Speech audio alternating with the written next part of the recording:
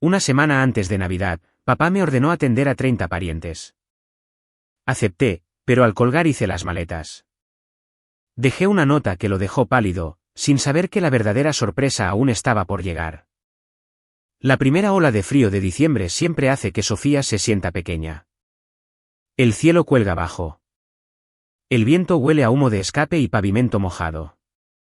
Y de repente, cada escaparate tiene brillantina en las ventanas, como si la ciudad intentara convencerte de que todo es cálido y seguro. Esa tarde, salí del hospital donde trabajo en administración, mi credencial todavía balanceándose contra mi abrigo, y ya podía sentir la presión de las fiestas acumulándose en mi pecho. No del tipo divertido. Del tipo que te tensa los hombros antes de que algo suceda. Mi coche estaba aparcado en el extremo más alejado del estacionamiento, donde las luces parpadean como si también estuvieran cansadas. Recuerdo el sonido de mis zapatos sobre el asfalto congelado. La forma en que mi aliento salía en una nube y desaparecía, y como mis dedos torpes buscaban mis llaves porque estaban entumecidos. Me había prometido a mí misma que mantendría esta temporada simple. Compraría un poco, dormiría un poco, y tal vez por una vez no pasaría todo el mes preparándome para las expectativas de otra persona. Mi teléfono sonó cuando estaba a mitad de camino hacia mi coche. La pantalla se iluminó con papá, solo papá. Sin emoji de corazón, sin foto de contacto adorable, solo 4 letras que de alguna manera llevaban el peso de toda mi infancia. Dejé de caminar. Ni siquiera lo pensé. Mi cuerpo simplemente se congeló como siempre lo hacía cuando él llamaba. Como si todavía fuera una niña pequeña esperando saber si iba a ser elogiada o corregida. Miré el nombre en la pantalla durante un segundo de más. Luego respondí, porque eso es lo que siempre hacía. Su voz llegó nítida y clara, como si ya estuviera a mitad de una conversación. No preguntó cómo había estado mi día. No preguntó si estaba conduciendo, si tenía un minuto, si estaba cansada. Fue directo al grano. Sofía, la Navidad es en mi casa este año. Vienen 30 parientes. Necesito que cocines, limpies y sirvas todo el día. Todo tiene que ser perfecto. Hubo una pausa, lo suficientemente larga como para que él respirara, como si me hubiera entregado una lista de la compra y esperara que yo comenzara a leérsela de vuelta. En ese momento, sentí que algo dentro de mí hacía un pequeño y silencioso clic. No una ruptura dramática, no un momento de película donde una mujer se marcha furiosa hacia la nieve. Fue más como un hilo que había estado tenso durante años y finalmente se rompía. Pensé en los años que había pasado tratando de que las fiestas transcurrieran sin problemas para él, tratando de hacerlo quedar bien, tratando de que todos estuvieran cómodos mientras yo me tragaba mi propio agotamiento como si fuera normal. Si estás escuchando ahora mismo, tengo que preguntarte algo. ¿Qué estás haciendo mientras escuchas esta historia? Por mi parte, yo estaba de pie en un estacionamiento helado después del trabajo, con las llaves en la mano, mirando mi coche como si pudiera salvarme. Mientras mi padre me asignaba tranquilamente otra fiesta que nunca acepté. Siguió hablando como si mi silencio fuera consentimiento. Lo quería de categoría. Esas fueron sus palabras. De categoría, no simple, no acogedor, no una comida comunitaria donde todos traen algo y se ríen de ello. De categoría, como una foto de revista, como si pensara que el centro de mesa adecuado podría cubrir las grietas de nuestra familia. Asegúrate de que haya buena comida, dijo, no de la barata. La gente viaja. Esperan algo bueno. Podía oír el débil sonido de un televisor de fondo en su lado de la línea, como si estuviera descansando mientras programaba mi trabajo. Podía imaginarlo en su sillón reclinable, con los hombros relajados, el control remoto en la mano, ya imaginando los cumplidos que recibiría. No dijo, gracias. No dijo, por favor. No dijo, ¿puedes ayudarme? Dijo, necesito que hagas esto. Sentí la garganta apretada. Una parte de mí quería discutir. Tenía tantas palabras listas, apiladas como cajas en un armario. Trabajo a tiempo completo. Estoy cansada. No puedo tomarme días libres solo para preparar tu fiesta. ¿Por qué invitas a 30 personas sin preguntarme? ¿Por qué siempre asumes que lo haré? Pero sabía cómo iría esa conversación. Papá se callaría de esa manera que tiene, la que indica que estás a punto de ser etiquetada como difícil. Diría que estaba haciendo un escándalo por nada. Diría que la familia ayuda a la familia. Diría que mamá estaría decepcionada de mí. Mamá. Incluso después de su muerte, todavía la usaba como una palanca. Me tragué mis palabras. Sentí mi mandíbula tensarse, mis dedos se cerraron alrededor de mis llaves con tanta fuerza que se clavaron en mi palma. Luego, una voz que no sentí como mía, como si perteneciera a alguien más valiente, dijo. Claro, papá. Hizo un sonido de satisfacción, como si eso lo resolviera. Bien. Te veo este fin de semana. Repasaremos el menú. Colgó primero. No me moví durante unos segundos. El viento empujaba mi abrigo. En algún lugar al otro lado del estacionamiento, un corral de carritos de supermercado traqueteaba como una jaula suelta. Miré mi teléfono, luego el oscuro parabrisas de mi coche, y un pensamiento claro y frío se formó en mi mente: no repasaremos el menú. No este año. Me subí al coche y me senté allí con las manos en el volante, sin girar la llave. Mi mente comenzó a reproducir las últimas navidades. Estuvo el año en que papá insistió en costillas de primera y una mesa de postres como si estuviéramos organizando una boda. Él no pagó nada de eso. Lo hice yo. Recuerdo estar en la fila de la caja del supermercado con un carrito lleno de comida, viendo cómo el total subía más y más y diciéndome a mí misma que estaba bien porque era familia. Estuvo el año en que decidió que necesitábamos quesos especiales y galletas importadas porque su primo de otro estado venía de visita. Lo vi hablar sobre cómo un buen anfitrión no escatima en gastos. Luego lo vi alejarse mientras yo sacaba mi tarjeta. Y luego estuvo el incidente del vino. Todavía puedo verlo como si estuviera sucediendo ahora mismo. Estábamos en una licorería y papá estaba de muy buen humor ese día, bromeando con el cajero como si fuera el dueño del lugar. Vio una vitrina de botellas detrás de un cristal. Del tipo con pequeños focos brillando sobre ellas. Señaló como un niño que ve un juguete. ¿Esas? Vamos a llevar esas. Me reí porque pensé que estaba bromeando. Luego miré la etiqueta del precio y se me cayó el alma a los pies. $800 cada una. Eligió 3. Recuerdo acercarme a él y susurrar. Papá, esos son $2.400. Ni siquiera parpadeó. Dijo. ¿Es Navidad? La gente lo apreciará. Tú te encargas de eso. Y lo hice. Me encargué. Me encargué de la cuenta, la cocina, la limpieza, la planificación, las decoraciones, el servicio, las sonrisas. Me encargué también que a nadie se le ocurrió preguntar quién se estaba encargando. Esa es la parte que te carcome. Si alguna vez has sido la persona que siempre interviene.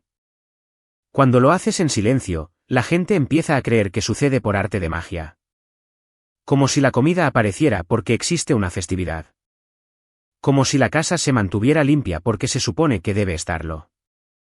Como si la persona que hace el trabajo no se cansara, no se resintiera, no tuviera su propia vida. Para cuando conduje a casa, el cielo ya se estaba oscureciendo. El tráfico de Columbus se arrastraba entre coronas de luces y muñecos de nieve inflables. Y sentí que estaba viendo a todos los demás vivir en una película de Navidad mientras yo estaba atrapada en el metraje detrás de cámaras, acarreando utilería y limpiando desastres. Vivo sola en un pequeño apartamento en el lado norte. Nada lujoso, solo yo, un sofá que ha visto días mejores y una cocina pequeña. Cuando entré, me quité los zapatos y me quedé allí un momento, escuchando el silencio. El silencio era lo que había estado anhelando, no otra reunión, no otra actuación. Dejé mis llaves en la encimera y miré la esquina de mi armario donde estaba mi vieja maleta. No era glamorosa. Tenía marcas de rasguños y un tirador de cremallera roto que había arreglado con un llavero. Pero verla hizo que los latidos de mi corazón se ralentizaran, como si mi cuerpo reconociera la forma del escape antes de que mi mente lo asimilara por completo. No lo pensé. Simplemente abrí mi armario, saqué la maleta y la puse sobre mi cama. El movimiento se sintió automático, como si mis manos hubieran esperado años el permiso para hacerlo. Luego, mi teléfono vibró de nuevo. Un mensaje de texto de papá. No olvides que son 30 personas. Necesitamos impresionarlos. ¿Impresionarlos? La palabra hizo que se me tensara la mandíbula. Carlos actuaba como si el objetivo de la Navidad fuera ganar la aprobación de parientes que apenas veíamos. Como si sus cumplidos valieran más que mi tiempo, mi dinero, mi dignidad. Escribí una respuesta, luego la borré. Volví a escribir, luego también la borré. Ya podía oír su respuesta goteando decepción. Podía oír la forma en que contaría la historia al resto de la familia. Sofía está siendo difícil. Sofía está estresada. Sofía es dramática. Me senté en el borde de mi cama y respiré hondo. Pensé en mamá por un segundo, lo que todavía sucede cuando estoy en una encrucijada. Mamá había sido el pegamento silencioso en nuestra casa, la que suavizaba todo. Cocinaba porque quería, porque le encantaba alimentar a la gente. Pero también llevaba una tristeza que no entendí de niña. Ahora me pregunto cuánto de su amor se convirtió en obligación, y con qué frecuencia se tragó sus propias necesidades de la misma manera que yo había estado tragándome las mías. Me dije a mí misma que no iba a desaparecer dentro de mi familia. Ya no más. Mi teléfono vibró de nuevo. Otro mensaje, esta vez de mi tía Elena. Tu papá dice que te encargas de la comida. Gracias. Siempre lo haces especial. Miré ese texto hasta que me ardieron los ojos. Gracias. Pero no era realmente un agradecimiento. Era un alivio. Era un traspaso. Era una forma educada de decir, genial. Tú te encargarás para que nosotros no tengamos que hacerlo. Mi amiga Raquel llamó unos minutos después. Me conoce desde la universidad y puede leerme como un informe meteorológico. Ni siquiera saludé de la manera normal. Solo dije. Papá llamó. Raquel suspiró. ¿O no? ¿Y ahora qué? Se lo conté, y oí mi propia voz como si perteneciera a otra persona, enumerando la misma vieja historia. 30 parientes, de categoría, todo el día, perfecto. Raquel se quedó en silencio por un momento. Luego dijo. Sofía, ¿de verdad lo vas a hacer? Abrí la boca para decir que sí.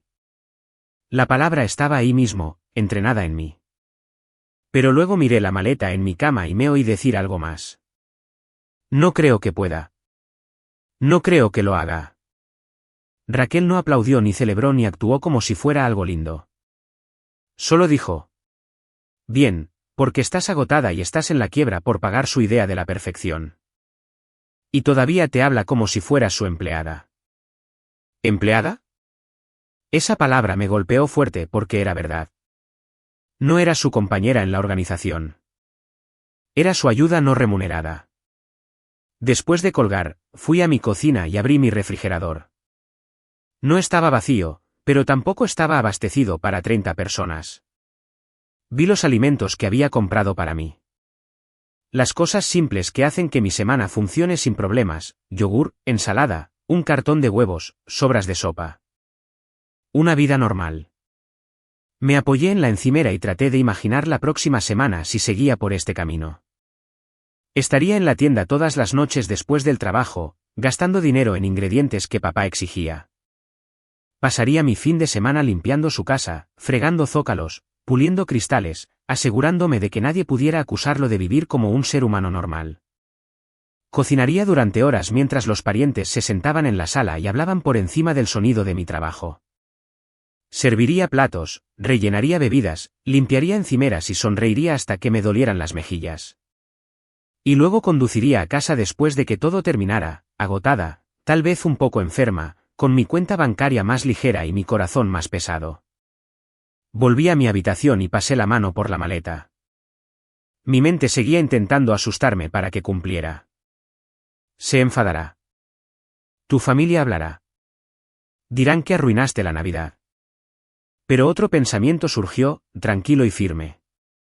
Si la Navidad se derrumba porque una persona se niega a ser la criada, entonces nunca fue una celebración familiar. Fue una trampa.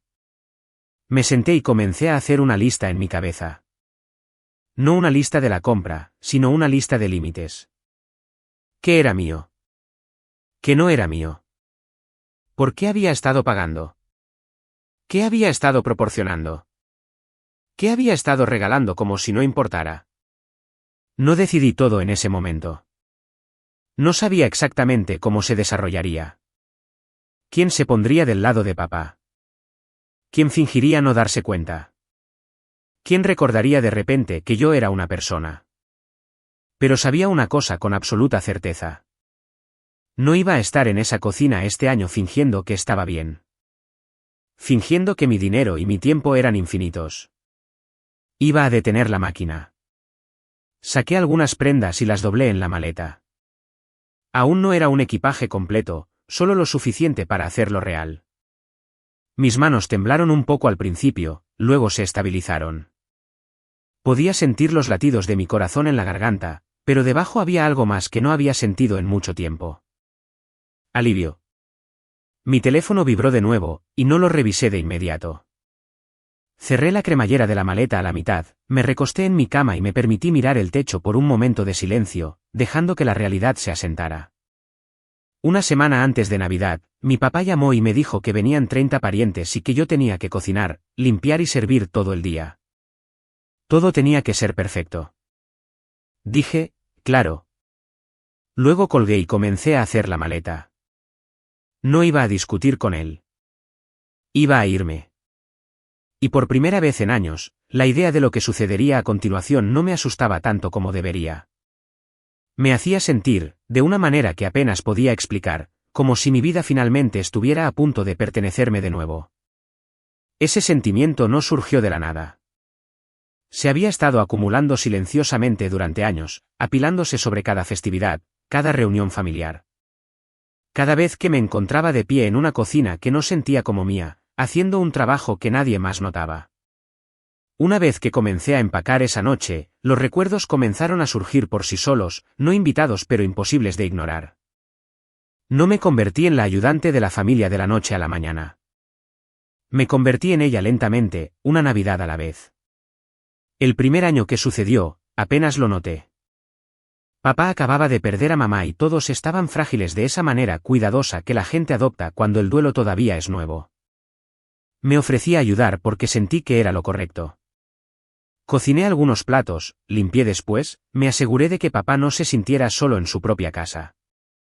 La gente me agradeció ese año. Me abrazaron.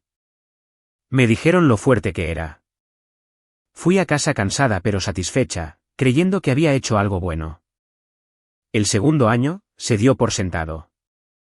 Carlos llamó una semana antes de Navidad y me dijo a qué hora llegaría la gente. Mencionó el menú como si ya estuviera decidido.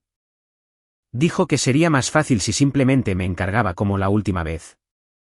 Recuerdo hacer una pausa en el teléfono, esperando que preguntara si estaba bien. No lo hizo. Dije que sí de todos modos. Ese fue el año en que comenzó a usar la palabra mejor. La comida debería ser mejor. La mesa debería verse mejor. Queremos que las cosas se sientan especiales. Especial, aprendí, significaba más caro, más trabajo, más presión. Nunca significó responsabilidad compartida. Para el tercer año, mi papel se había consolidado por completo. No era una hija que ayudaba. Era la que hacía que la Navidad funcionara. La gente llegaba y de inmediato me preguntaba dónde poner sus abrigos, dónde estaban las bebidas, a qué hora estaría lista la cena.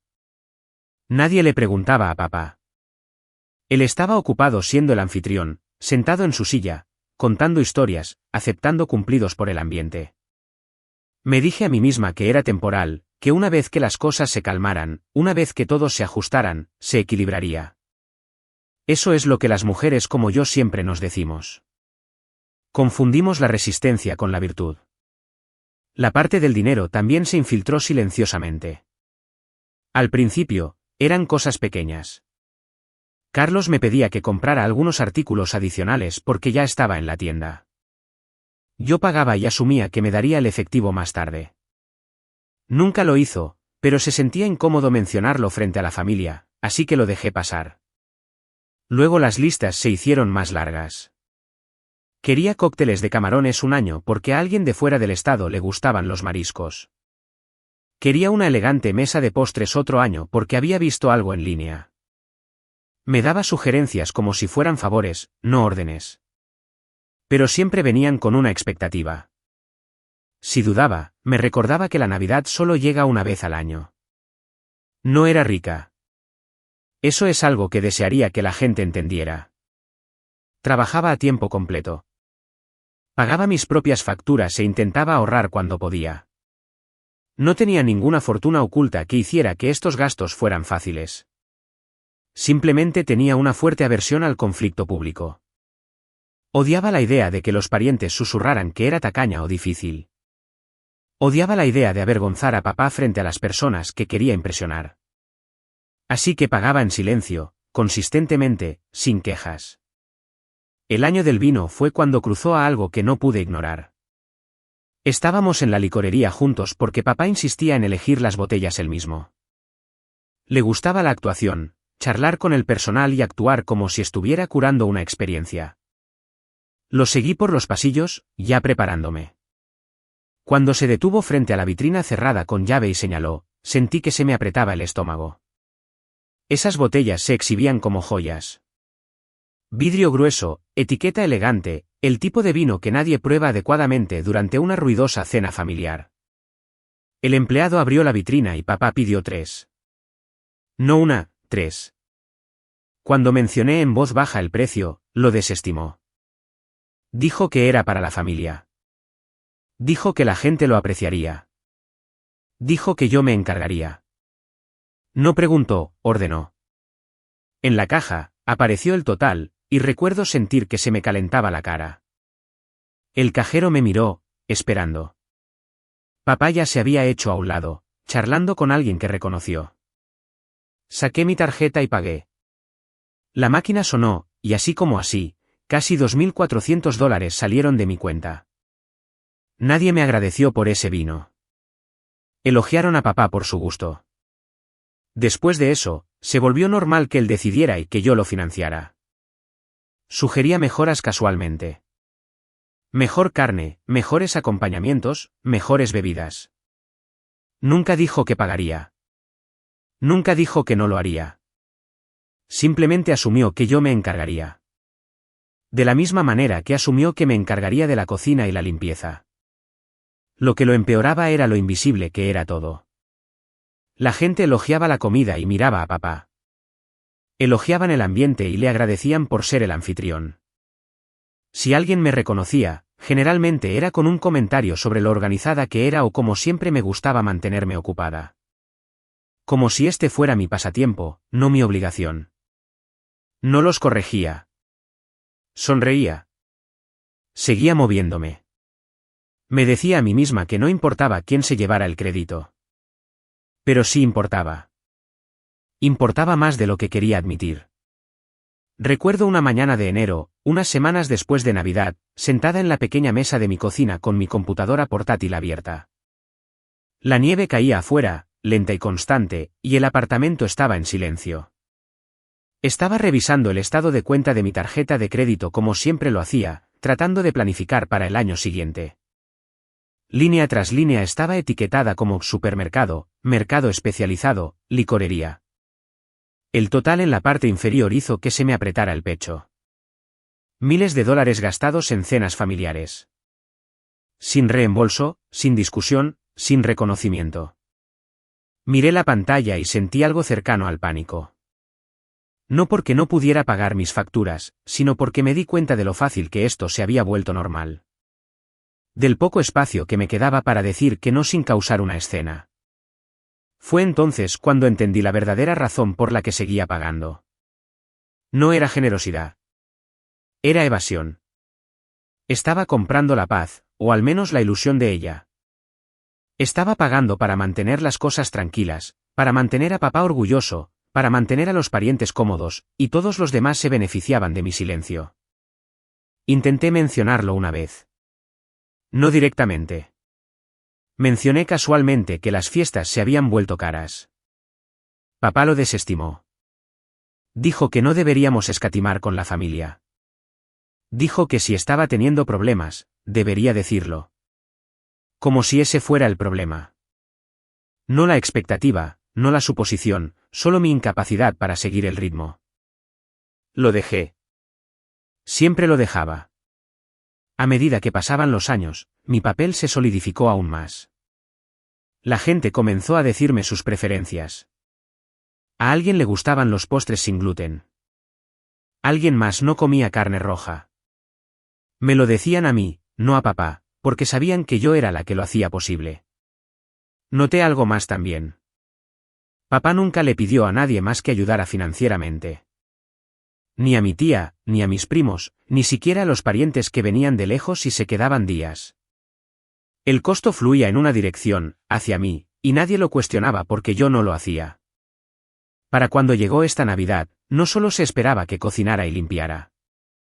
Se esperaba que financiara toda la actuación. De pie en mi apartamento esa noche, con la maleta abierta, esos recuerdos se reprodujeron en mí como un ajuste de cuentas silencioso. Me di cuenta de que el agotamiento que sentía no era solo físico. Era financiero, emocional, moral. Estaba cansada de ser la solución a un problema que no creé. Cansada de ser elogiada por mi amabilidad mientras me agotaban detrás de escena. Cansada de fingir que mi dinero era de alguna manera menos real que la comodidad de todos los demás. Me senté en el borde de mi cama y pensé en la semana que venía. Si me quedaba, gastaría miles de nuevo. No porque papá me lo pidiera directamente, sino porque él decidiría y yo cumpliría. Lo resentiría en silencio, me resentiría a mí misma en voz alta, y luego comenzaría el ciclo de nuevo el próximo año. Si me iba, la ilusión se rompería. La idea me asustó. También lo aclaró todo. Finalmente lo nombré para mí misma esa noche. No solo me estaban usando por mi trabajo. Me estaban usando por mi dinero. Y mientras permaneciera en silencio, nunca cambiaría. Cerré la maleta y me recosté, dejando que esa verdad se asentara. Era incómodo, pero era honesto. Y por primera vez en años, no lo aparté. Esa comprensión me siguió mientras apagaba las luces y me metía en la cama, mirando el techo en la oscuridad. La casa que a papá le encantaba mostrar. Las comidas de las que se atribuía el mérito, el vino del que presumía. Nada de eso existía sin mis pagos silenciosos. Y supe con una certeza que me hacía latir el corazón que si no paraba ahora, nunca lo haría. Me dormí esa noche con mi teléfono boca abajo en la mesita de noche. Mensajes sin responder esperando y una nueva comprensión tomando forma dentro de mí. Había pasado años convenciéndome de que solo estaba siendo servicial. Ahora lo veía claramente. No solo me estaban usando por mi tiempo, también me estaban usando por mi dinero. Una vez que esa verdad se asentó, ya no pude fingir que no entendía por qué le había dicho claro a papá por teléfono. No fue porque estuviera de acuerdo con él. No fue porque tuviera el tiempo o la energía o el dinero extra. Fue porque decir que no siempre se había sentido más peligroso que decir que sí. Me quedé en la cama esa noche mirando el techo, escuchando el suave zumbido del calentador encendiéndose y apagándose. Cada vez que hacía clic, mi mente saltaba como si me estuviera preparando para otra demanda. Seguía reproduciendo esa llamada telefónica en mi cabeza. La forma en que papá no preguntó, la forma en que anunció, la forma en que mi propia voz salió tranquila y complaciente, traicionando todo lo que realmente sentía. Me pregunté por qué hacía eso. ¿Por qué después de todo lo que sabía, después de cada estado de cuenta de la tarjeta de crédito y resentimiento silencioso, todavía recurría al cumplimiento? La respuesta no era halagadora, pero era honesta. Tenía miedo de cómo me verían. En nuestra familia, la generosidad se trataba como un requisito moral. Si la cuestionabas, eras egoísta. Si preguntabas por dinero, eras tacaño. Carlos me había inculcado eso sin decirlo nunca directamente. Cada vez que intentaba hablar de presupuestos o límites, lo cortaba con una línea familiar. Decía que yo lo estaba convirtiendo en un asunto de dinero cuando se trataba de la familia. Decía que la familia no debería llevar la cuenta. Lo que nunca reconoció fue que alguien siempre estaba llevando la cuenta. Solo que era yo.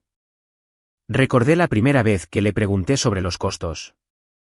Fue hace unos años, después de Navidad, cuando me sentía especialmente ajustada. Había trabajado horas extras antes de las fiestas, luego pasé mis días libres cocinando y limpiando en su casa. Estaba cansada y el agotamiento me hizo más valiente de lo habitual. Le dije que las fiestas se habían vuelto caras. Lo dije con cuidado, como si estuviera probando hielo delgado. Se rió, no con crueldad, sino con desdén. Me dijo que no fuera tacaña. Dijo que era familia. La conversación terminó ahí, no porque el problema se resolviera, sino porque retrocedí. Siempre retrocedía. Papá tenía una forma de hacerte sentir pequeña por cuestionarlo. Incluso cuando lo hacía con gentileza, no gritaba. No amenazaba. Simplemente enmarcaba las cosas de una manera que te hacía dudar de ti misma. Si te resistías, sentías que estabas fallando en alguna prueba tácita de lealtad. Sabía que si me negaba a financiar esta Navidad, la historia se extendería rápidamente. Sofía se convertiría en la hija que abandonó a su padre durante las fiestas. La que hizo las cosas incómodas. La que se preocupaba más por el dinero que por la familia. Nadie mencionaría el hecho de que papá invitó a 30 personas sin preguntar quién pagaría. Nadie mencionaría que esperaba un evento de categoría sin contribuir financieramente. Simplemente verían la ausencia y asumirían que no me importaba. Ese miedo me había mantenido obediente durante años. Me levanté de la cama y fui a la sala de estar donde mi computadora portátil estaba cerrada sobre la mesa de café. El apartamento estaba en silencio, el tipo de silencio que permite que tus pensamientos se hagan más fuertes. Abrí la computadora portátil e inicié sesión en mi correo electrónico, luego en mi cuenta bancaria. No lo hice para castigarme. Lo hice porque necesitaba verlo claramente. Página tras página mostraba el mismo patrón. Picos en diciembre, supermercados, tiendas especializadas, licorerías, cargos que se alineaban perfectamente con cada festividad que había ayudado a organizar. Me desplacé lentamente, sintiendo que se me apretaba el pecho con cada nombre familiar. No sumé el total al principio. No estaba lista. En cambio, miré las fechas, el ritmo, cuán confiablemente mi dinero salía de mi cuenta para eventos familiares que nunca se enmarcaron como mi responsabilidad, pero que siempre se convirtieron en mi carga. Cuando finalmente hice los cálculos, sentí que se me caía el alma a los pies.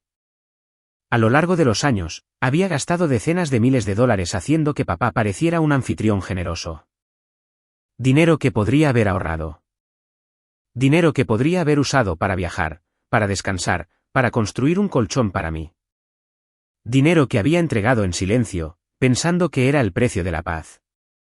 Me recosté en el sofá y me cubrí la cara con las manos. Por un momento, sentí algo cercano a la vergüenza. No por haber sido generosa, sino por haber permitido que me dieran por sentada durante tanto tiempo.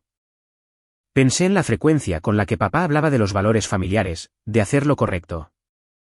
Él creía en esas cosas, creo, o al menos las creía de una manera que nunca le exigía sacrificar nada él mismo. Sus valores siempre parecían costarme más a mí que a él. Esa noche, también pensé en mamá. Ella había manejado el dinero de manera diferente. Hacía listas. Prestaba atención. Sabía exactamente cuánto costaban las cosas, incluso cuando elegía gastar. La recordé una vez diciéndome en voz baja que el amor no significaba ignorar la realidad. En ese momento, no entendí lo que quería decir. Ahora lo entiendo. La verdad era que dije, claro, porque me habían entrenado para creer que mi incomodidad importaba menos que la comodidad de todos los demás, que mi estrés financiero era un fracaso personal. No el resultado de expectativas irrazonables, que mantener la paz valía cualquier precio siempre y cuando nadie alzara la voz. Pero tumbada allí, mirando el brillo de la pantalla de mi computadora portátil, me di cuenta de que algo había cambiado. Ya no podía fingir que no sabía el costo. Ya no podía decirme a mí misma que era solo esta vez, solo una fiesta más, solo hasta que las cosas cambiaran. Las cosas no cambiarían a menos que yo lo hiciera. Mi teléfono vibró en la mesa de café, sacándome de mis pensamientos. Un mensaje de papá. Me preguntaba si podía pasar el fin de semana para empezar a planificar. Miré la notificación sin abrirla. Por primera vez, no sentí una oleada de culpa. Sentí claridad. Si iba, pagaría. Si me quedaba, gastaría. No solo dinero, sino energía y dignidad. Volvería a financiar una experiencia que me hacía sentir invisible. Cerré la computadora portátil y me puse de pie, caminando a lo largo de mi sala de estar. Cada paso se sentía deliberado, como si estuviera caminando a través de una decisión en lugar de rodearla. Pensé en mi cuenta de ahorros, modesta, pero ganada con esfuerzo. Pensé en la forma en que siempre me dolían los hombros para finales de diciembre. Pensé en la forma en que me sentía cada enero, prometiéndome que haría las cosas de manera diferente el próximo año. El próximo año ha llegado. La decisión de irme no fue impulsiva.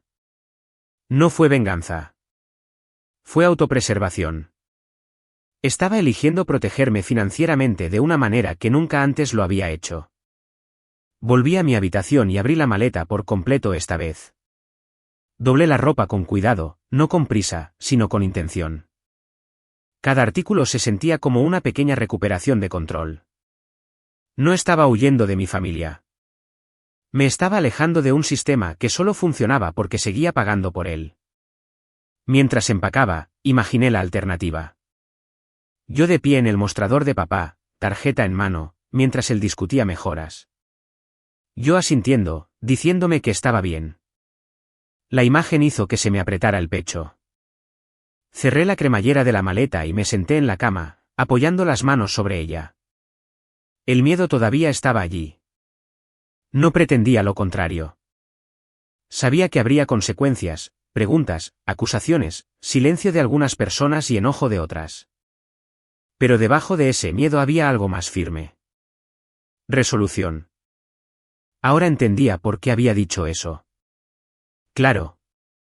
Había sido un reflejo construido a partir de años de condicionamiento. Pero entender ese reflejo significaba que finalmente podía elegir de manera diferente. Tomé mi teléfono y lo puse boca abajo en la mesita de noche. No le respondí a papá. Aún no. Necesitaba el silencio.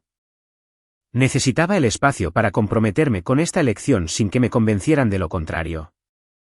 Mientras me volvía a acostar, con la maleta empacada y esperando, sentí una extraña mezcla de duelo y alivio. Duelo por la versión de mí misma que pensaba que la resistencia era lo mismo que el amor. Alivio porque finalmente estaba trazando una línea que protegía no solo mi tiempo, sino mi futuro. Irme ya no se trataba de dejar claro un punto.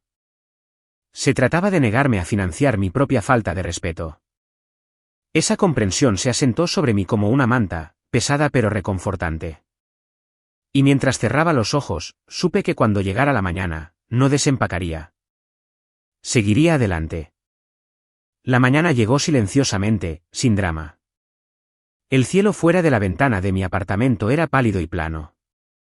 El tipo de luz invernal que hace que todo se sienta honesto. Me duché, me vestí y seguí mi rutina como si me preparara para un día de trabajo normal. Excepto que mi maleta estaba junto a la puerta, completamente empacada, esperando. Cada vez que la miraba, mi corazón latía un poco más rápido.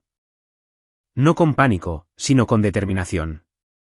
Conduje hasta la casa de papá justo después del amanecer. Las calles estaban casi vacías, las decoraciones navideñas aún oscuras, los muñecos de nieve inflables desplomados como si estuvieran durmiendo. Al entrar en su entrada, sentí la familiar tensión en mi pecho, el reflejo que me decía que me preparara, que estuviera lista para actuar. Respiré hondo y me recordé que esta vez no estaba aquí para servir. La casa estaba en silencio cuando entré con mi llave. Papá todavía dormía arriba. Podía oír el débil sonido de sus ronquidos a través de las tablas del suelo, constante y sin preocupaciones. Durante años, esta casa se había sentido como un lugar de trabajo durante las fiestas, un lugar donde fichaba en el momento en que entraba por la puerta. De pie allí esa mañana, con el abrigo todavía puesto, lo vi de manera diferente. Era un escenario preparado para un espectáculo del que finalmente me estaba retirando. Comencé en la cocina. La puerta de la despensa crujió cuando la abrí, revelando estantes llenos de comida que reconocí porque había comprado cada artículo. Latas de caldo, cajas de pasta, ingredientes especiales en los que papá insistía para su menú navideño. Me tomé un momento para mirarlo todo, no con ira, sino con claridad. Este era mi trabajo, mi dinero, mi esfuerzo sentado ordenadamente en los estantes como si perteneciera a la casa, no a mí. Agarré unas bolsas reutilizables de debajo del fregadero y comencé a vaciarla. Trabajé metódicamente, colocando los artículos en las bolsas, un estante a la vez. El sonido de las latas chocando era fuerte en la casa silenciosa. Cada ruido se sentía como una puntuación, marcando el final de una expectativa. No me apresuré. Me permití sentir el peso de cada bolsa mientras se llenaba. La harina que nunca usaba para mí. El aceite de oliva importado que papá prefería. Los suministros de repostería que compraba cada año porque alguien siempre quería postre. Todo fue a las bolsas. El refrigerador fue lo siguiente. Lo abrí y sentí un breve destello de culpa. El viejo instinto de dejar las cosas para que nadie se sintiera incomodado. Aparté ese sentimiento. Saqué las verduras, las carnes y los quesos, artículos destinados a un festín que ya no organizaría. Dejé solo lo básico que papá compraría normalmente para sí mismo. Leche, huevos, algunas sobras. Suficiente para un hombre soltero que sabía cómo alimentarse. Cuando los estantes del refrigerador quedaron vacíos, los limpié. Un hábito tan arraigado que casi me hizo reír. Incluso ahora, estaba limpiando lo mío. Algunos patrones tardan en morir. Llevé las bolsas a mi coche y las apilé con cuidado en el maletero. El aire frío me mordía las mejillas, y lo agradecí. Me hizo sentir despierta. De vuelta adentro, me dirigí a la sala de estar. Las decoraciones navideñas ya estaban parcialmente fuera, cajas apiladas cerca de la esquina, esperando que las montara. Había comprado la mayoría de ellas a lo largo de los años, una pieza a la vez, los caminos de mesa, las velas, los adornos que a papá le gustaba exhibir. Los recogí y los llevé a la habitación de invitados, la que papá rara vez usaba. Coloqué todo adentro, luego cerré la puerta y la eché con llave. El clic de la cerradura fue más fuerte de lo que esperaba. Definitivo. Lo siguiente fue el servicio de limpieza. Entré en el estudio donde la luz del sol comenzaba a filtrarse por las cortinas y saqué mi teléfono. El número de la empresa de limpieza estaba guardado en mis contactos. Los había contratado años atrás, cuando papá se quejó de que la casa se sentía demasiado para él. Les pagaba 2 veces al mes. Carlos se llevaba el mérito de lo bien que siempre se veía todo. Llamé y cancelé. La mujer al otro lado de la línea sonaba apenada, como si pensara que algo andaba mal. Le dije con calma que el servicio ya no sería necesario. Mi voz no tembló. Cuando colgué, sentí una extraña ligereza, como dejar una bolsa que había estado cargando sin darme cuenta de lo pesada que era. Recorrí la casa una última vez, revisando las habitaciones como siempre lo hacía antes de una festividad. Esta vez, no buscaba polvo ni desorden. Me aseguraba de no haber dejado nada mío. Un libro de cocina aquí, una bandeja de servir allá, pequeñas cosas que se habían acumulado a lo largo de años de servicio no remunerado. En la cocina, tomé un trozo de papel del cajón y me senté a la mesa. Mis manos flotaron sobre la página por un momento. No quería escribir algo dramático. No quería explicarme ni defender mi caso. Había pasado suficientes años explicando. Escribí una nota corta, clara y simple. Dije que había decidido adelantar mi viaje. Dije que no cocinaría, limpiaría ni serviría. Dije que la casa estaba en sus manos. Le deseé una Navidad perfecta. No mencioné el dinero. No enumeré quejas. No justifiqué mi elección. El vacío de la despensa y el silencio de la casa dirían todo lo que necesitaba decirse. Doblé la nota una vez y la coloqué en el mostrador de la cocina, justo donde papá la vería cuando bajara. Al lado, dejé mi llave de repuesto. Me quedé allí un largo momento, escuchando la casa respirar, el zumbido del refrigerador, el débil tic-tac del reloj en la pared. Arriba, papá se movió mientras dormía, sin saber que el suelo bajo sus planes navideños ya se había movido. Recogí mi abrigo y mi bolso, luego salí por la puerta principal, cerrándola detrás de mí. El sonido de su cierre se sintió definitivo, como el final de una oración. Mientras cargaba la última bolsa en mi coche, eché un último vistazo a la casa.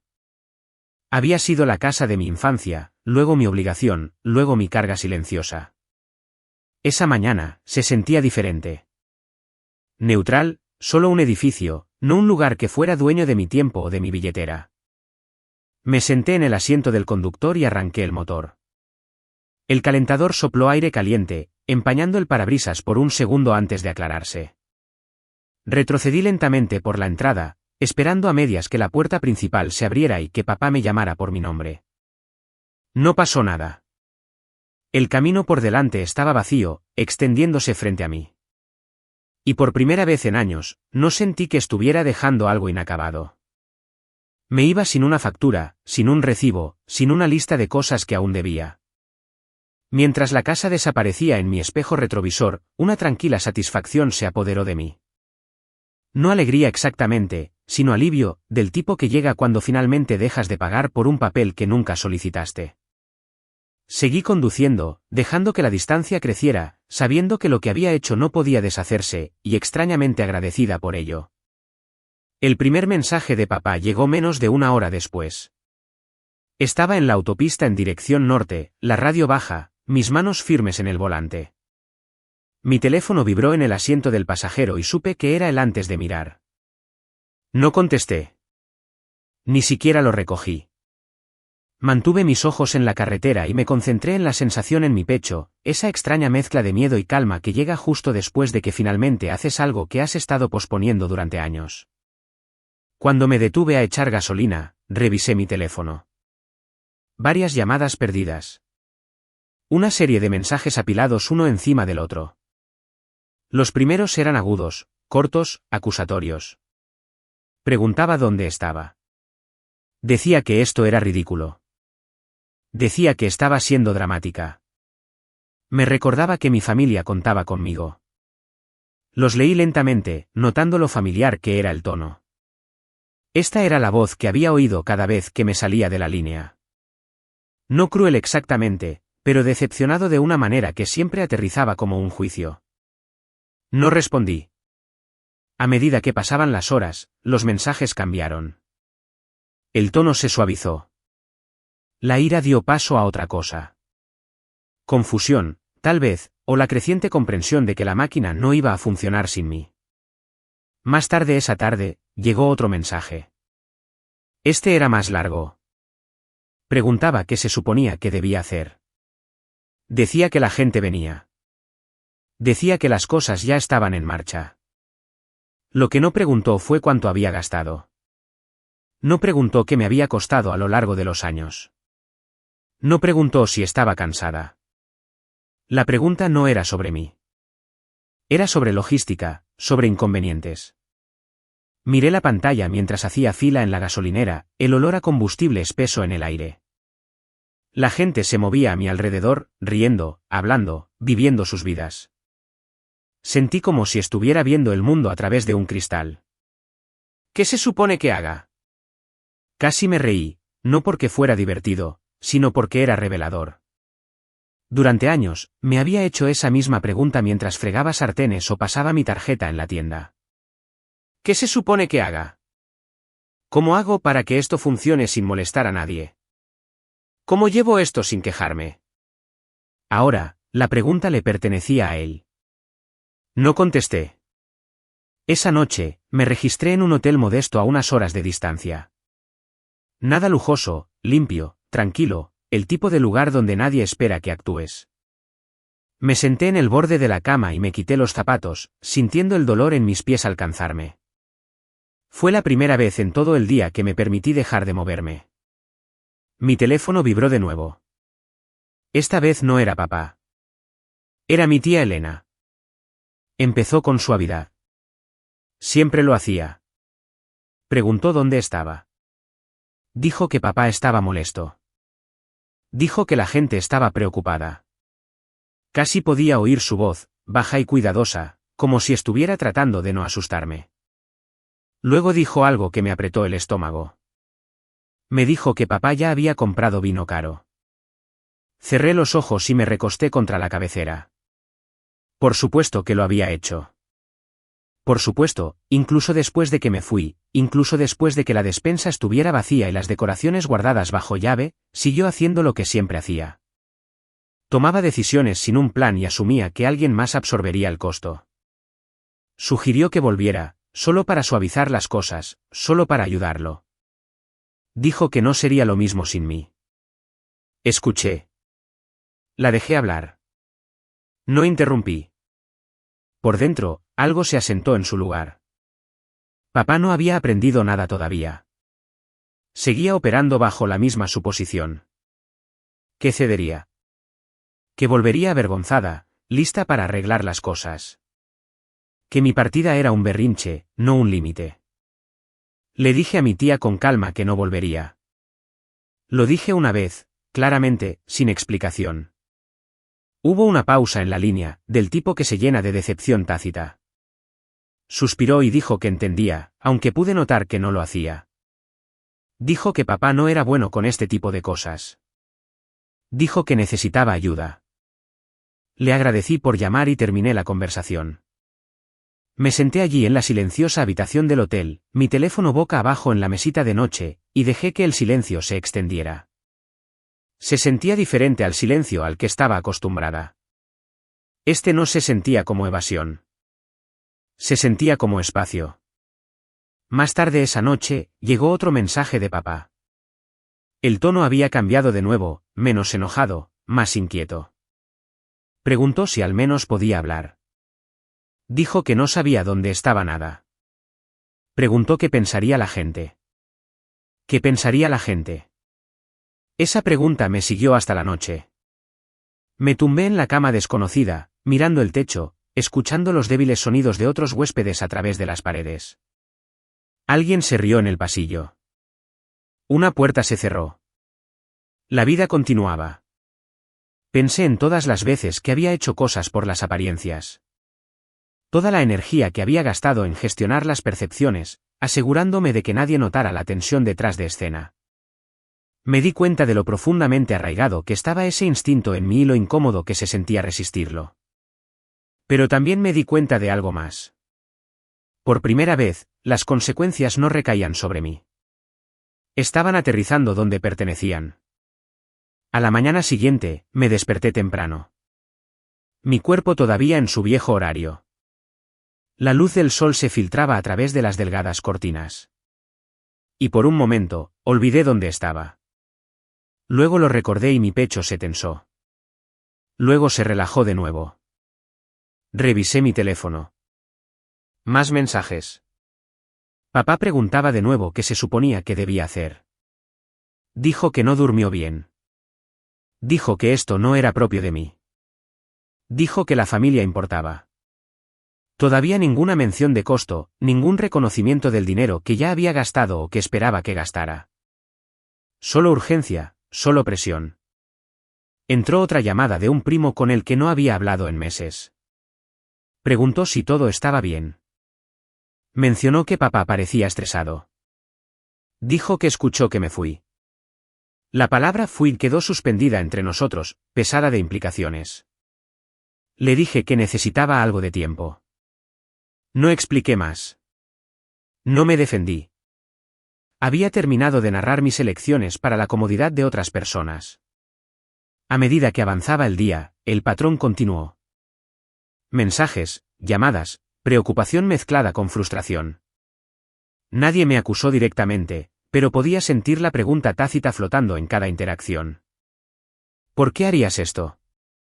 Ahora, quería decirles, era el único momento en que tenía sentido. ¿Qué esperar hasta después de Navidad solo reiniciaría el ciclo? ¿Qué hacerlo en silencio no me había llevado a ninguna parte? Que irse no era abandono, sino autorrespeto. No les dije nada de eso. Por la tarde, salí a dar un largo paseo. El aire era frío y cortante, y mi aliento salía en nubes blancas. Dejé mi teléfono en mi bolsillo sin contestar. Cada paso se sentía como un pequeño acto de desafío contra la versión de mí misma que siempre volvía corriendo a arreglar las cosas. Pensé en papá solo en su casa, caminando de un lado a otro, abriendo gabinetes, dándose cuenta de cuánto no sabía cómo hacer. No sentí satisfacción exactamente. Sentí claridad. Esto no era un castigo. Era una exposición. Esa noche, los mensajes se ralentizaron. El silencio entre ellos se hizo más largo. Pude sentir el cambio. El momento en que el pánico se convierte en resolución de problemas, donde la gente deja de exigir y comienza a adaptarse. Cené sola en un pequeño restaurante cerca del hotel. La comida era simple, caliente. Pagué la cuenta sin pensarlo 2 veces, y la ironía no se me escapó. Esta vez, el dinero que gasté fue para mí. De vuelta en mi habitación, revisé mi teléfono por última vez. Un mensaje final de papá estaba allí sin leer. No lo abrí. No lo necesitaba. Coloqué el teléfono en la mesita de noche y apagué la luz. La habitación se oscureció, silenciosa, inmóvil. Por primera vez desde que me fui, sentí el peso total de mi elección asentarse. No iba a volver. Pasara lo que pasara, se contaran las historias que se contaran, se desarrollara la incomodidad que se desarrollara en esa casa, yo no estaría allí para suavizarlo. La tormenta se avecinaba, y yo ya no estaba en su camino. A la mañana siguiente, la primera señal de que la tormenta había pasado de ser una posibilidad a una realidad vino de mi primo Mateo. No era alguien que escribiera a menudo. Mateo era del tipo que aparecía, comía, tenía una conversación educada y se iba sin enredarse en el drama de nadie más. Así que, cuando su nombre apareció en mi pantalla antes de que terminara mi café del hotel, se me apretó el estómago. Su mensaje fue corto y directo. La gente está llegando temprano. Algunos cambiaron sus vuelos. Papá parece en pánico. Lo leí 2 veces, luego dejé mi teléfono como si tuviera peso. Temprano significaba no planificado. Temprano significaba que no habría periodo de gracia para que papá pretendiera que tenía las cosas bajo control. Temprano significaba que la casa sería lo que era, despensa vacía, decoraciones bajo llave, sin bandejas de comida esperando en el refrigerador, sin una hija tranquila en la cocina suavizando todo. Temprano significaba que la ilusión se derrumbaría a la luz del día, con testigos. Me senté en el borde de la cama del hotel y traté de respirar normalmente. Me dije a mí misma que estaba a salvo. No estaba en peligro. Esto no era de vida o muerte. Pero mi cuerpo había sido entrenado para reaccionar a las crisis familiares como una alarma. Sentía el pecho apretado. Mis manos se sentían inquietas. Una parte de mí quería saltar, ponerme el abrigo y volver corriendo como siempre lo hacía. En cambio, me obligué a quedarme quieta. Tomé mi teléfono y le respondí a Mateo. ¿Estás ahí ahora? Respondió rápidamente. Acabo de llegar. Hay coches por todas partes. Podía imaginarlo. La entrada de Carlos llena. La gente saliendo con maletas y portatrajes. El tipo de energía de llegada que llena una casa de expectativas. Podía oír los sonidos imaginados, puertas de coche cerrándose, voces gritando saludos, zapatos pisando la nieve para quitársela, la calidez de la reunión, la fácil suposición de que alguien adentro había estado preparándose para ellos. Alguien a quien seguían preguntando dónde estabas. Cerré los ojos. Sabía que esto sucedería. Lo había planeado. Pero saber algo intelectualmente y escucharlo descrito en tiempo real son 2 cosas diferentes. Se me apretó la garganta con una mezcla de miedo y algo más. Algo más firme, jefe. Porque estaba sucediendo sin mí. El momento que siempre traté de evitar se estaba desarrollando exactamente como debía. Unos minutos después, sonó mi teléfono. Era mi tía Elena de nuevo. Dejé que sonara 1, 2, 3 veces, luego respondí porque pude deducir por el momento que estaba llamando desde dentro del fuego. Su voz llegó fuerte y tensa, como si estuviera tratando de mantenerse entera mientras hablaba con los dientes apretados. No dijo hola. Sofía, ¿dónde estás? Le dije con calma que estaba fuera de la ciudad. Hubo una inhalación aguda al otro lado. ¿Tienes idea de lo que está pasando aquí? Podía oír ruido detrás de ella, voces superpuestas, alguien riendo demasiado fuerte, alguien haciendo una pregunta, el sonido de maletas rodando por el suelo duro. Me revolvió el estómago. Elena bajó la voz.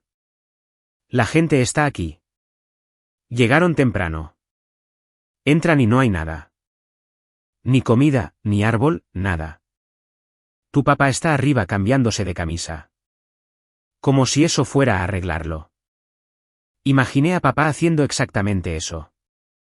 Preocupándose por los detalles equivocados. Como si se viera lo suficientemente arreglado, la realidad cooperaría. Elena continuó, y su tono cambió de pánico a frustración. Sigue diciendo que estás exagerando. Que te fuiste furiosa. Dice que te pusiste sensible con la planificación de las fiestas. Exagerando. Sensible. ¿Furiosa? La vieja historia. La historia fácil. La historia que lo convertía a él en el razonable y a mí en la inestable. Sentí que el calor me subía detrás de los ojos, pero mi voz se mantuvo firme. ¿Les dijo que invitó a 30 personas sin preguntarme? Elena hizo una pausa. No respondió directamente, lo que fue su propia respuesta. Dice que te encanta ser anfitriona, dijo finalmente. Dice que siempre tomas el control. Dice que no pensó que sería un problema. Por supuesto que lo hizo. Durante años, papá había estado narrando mi trabajo como una personalidad. Como si mi disposición fuera un rasgo, no una decisión. Pude oír a alguien llamar a Elena por su nombre en el fondo, luego una respuesta ahogada. Volvió a mí, con la voz tensa. Beatriz está aquí. Acaba de entrar y miró a su alrededor como si no pudiera creerlo. Beatriz, mi tía política. Técnicamente, trabajaba como consultora de recursos humanos, el tipo de mujer que podía sentarse en una sala de conferencias con ejecutivos el doble de grandes que ella y hacerlos retorcerse con una pregunta tranquila. Beatriz no se alteraba. No hacía dramas. Hacía rendir cuentas. Solo escuchar su nombre hizo que mi pulso se acelerara. Elena susurró. Está haciendo preguntas. Pregunté. ¿Qué tipo de preguntas? Elena dudó, luego dijo. Del tipo que hace tartamudear a tu papá. Antes de que pudiera responder, Elena bajó la voz aún más. Sofía, por favor, solo vuelve, aunque sea por unas horas. Podemos arreglar esto. La gente tiene hambre. Están confundidos. Esto se está convirtiendo en un problema. Un problema. Esa frase solía aterrorizarme. Significaba conflicto. Significaba voces alzadas. Significaba gente tomando partido. Significaba chismes que duraban años. Esta vez significaba la verdad. Tragué y dije. No voy a volver. Elena se quedó en silencio. En el silencio pude oír a alguien en el fondo preguntando dónde estaban los aperitivos. Alguien más preguntó sobre los planes para la cena. El sonido de la puerta de un refrigerador abriéndose y cerrándose. Un armario cerrándose de golpe. Luego Elena habló de nuevo, más suave ahora. Está avergonzado. Dije. Debería estarlo. Esa fue la primera vez que dije algo así en voz alta. Esperaba que mi voz temblara, pero no lo hizo. Salió tranquila, como un hecho. Elena exhaló como si hubiera estado conteniendo la respiración. Tengo que irme, dijo. Solo necesitaba saber si realmente venías. Le dije que no de nuevo, con suavidad, y terminé la llamada. Me senté allí mirando la pared por un momento, mi café enfriándose en la pequeña mesa del hotel. Mis manos temblaban ligeramente. No por culpa, sino por la adrenalina de finalmente negarme a rescatar a todos. Mi teléfono vibró con un nuevo texto. Esta vez de Mateo. Carlos está tratando de actuar normal. Sigue ofreciendo agua a la gente como si eso contara como ser anfitrión. Casi sonreí a pesar de mí misma. Luego llegó otro mensaje. Dice que estás siendo dramática, que te calmarás y aparecerás más tarde. Ahí estaba la suposición. Incluso ahora, incluso en medio del desastre, todavía creía que mi límite era temporal. Todavía creía que mi no era un estado de ánimo, no una decisión. Respiré lentamente y me recordé los estantes de la despensa que había vaciado, la cerradura haciendo clic en la puerta de la habitación de invitados, la cancelación del servicio de limpieza. Esos no eran gestos dramáticos. Eran prácticos. Eran finales. Un poco más tarde, recibí un mensaje de otra persona, mi prima Marisol, que solo me contactaba cuando necesitaba algo. Su texto estaba cargado de falsa preocupación. ¿Estás bien? Papá dice que te molestaste por nada. Por nada. Miré esa frase hasta que se me tensó la mandíbula. No respondí. Luego, inesperadamente, Beatriz me llamó. Dudé. Beatriz y yo no éramos cercanas, pero era aguda, y no quería estar en el lado equivocado de sus conclusiones. Aún así, algo en mí quería oír su voz. Quería saber qué vio cuando entró en la escena de la que me había alejado. Contesté. Beatriz no perdió el tiempo. Sofía, ¿estás a salvo? Sí, dije. Bien. Entonces dime una cosa, dijo, tranquila como siempre. ¿Le dijiste a tu papá que no ibas a hacer esto? Respiré hondo. Le dije que no estaría allí. Le dije que me iba de viaje. Le dejé una nota. Beatriz hizo una pausa. ¿Y aún así invitó a todos? Sí. Otra pausa. El tipo de pausa que se siente como si alguien estuviera tomando notas en su cabeza. Podía oír voces detrás de ella, ahogadas pero tensas. Luego Beatriz habló de nuevo, todavía tranquila. Tu papá le está diciendo a la gente que estás exagerando. Está diciendo que te fuiste enfadada porque te pidió que ayudaras. Sentí que mi cara se calentaba de ira. No me lo pidió. El tono de Beatriz se mantuvo uniforme. Me imaginé. Por eso estoy llamando. Porque estoy de pie en la cocina de tu papá y no hay comida y no hay decoraciones y la gente está mirando a su alrededor como si alguien hubiera muerto. Tragué saliva. No sabía qué decir a eso. Beatriz continuó. Quiero entender algo antes de decir lo que estoy pensando en voz alta. ¿Quién suele pagar por todo esto? La pregunta aterrizó como una campana sonando en una habitación silenciosa. ¿Quién suele pagar? No quien cocina, no quien limpia. ¿Quién paga? Se me apretó la garganta. Dije la verdad. Yo. Beatriz hizo un sonido suave, como si su sospecha se hubiera confirmado. Eso es lo que pensé. No acusó. No jadeó. Simplemente lo absorbió. La forma en que probablemente absorbía verdades incómodas todo el día en su trabajo. Añadí con cuidado. No soy rica. Simplemente nunca quise que fuera una pelea. La voz de Beatriz se suavizó ligeramente. Lo sé. Usualmente es la persona que odia el conflicto la que se queda cargando con las cosas. Cerré los ojos porque esa frase se sintió como si alguien me hubiera visto claramente por primera vez en años. En el fondo, alguien le preguntó a Beatriz dónde estaba el vino. Les respondió sin tapar el teléfono, diciéndoles que le dieran un minuto. Luego volvió a mí.